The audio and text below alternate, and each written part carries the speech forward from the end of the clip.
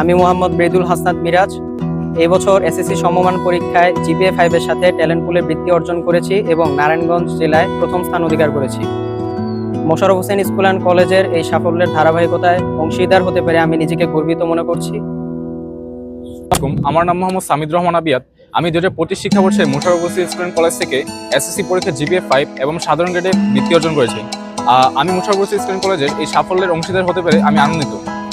ধন্যবাদ। আসসালামু আলাইকুম, আমি মোহাম্মদ আরিফুল ইসলাম জিহান। আমি মোশাররফ হোসেন স্কুল কলেজের একজন শিক্ষার্থী। আমি 2025 সালে এসএসসি পরীক্ষা দিয়েছি। এসএসসি পরীক্ষায় আমি সাধারণ গ্রেডে বৃত্তি অর্জন করেছি। আমি ধন্যবাদ জানাতে চাই আমাদের শিক্ষকগণকে আমার এই সাফল্যের পিছনে, এবং ধন্যবাদ জানাতে চাই মোশাররফ হোসেন স্যারকে।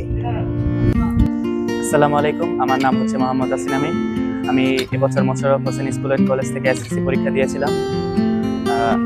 এসএসসি পরীক্ষায় আমার রেজাল্ট হচ্ছে জিপিএ 5 এবং আমি সাধারণ বৃত্তি অর্জন করেছি।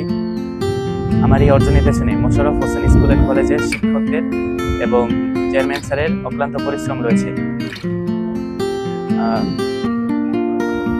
আমার এই রেজাল্টের জন্য আমি মোশাররফ হোসেন স্কুল অ্যান্ড কলেজের প্রতিটি শিক্ষক এবং চেয়ারম্যান স্যারের প্রতি কৃতজ্ঞতা প্রকাশ করছি।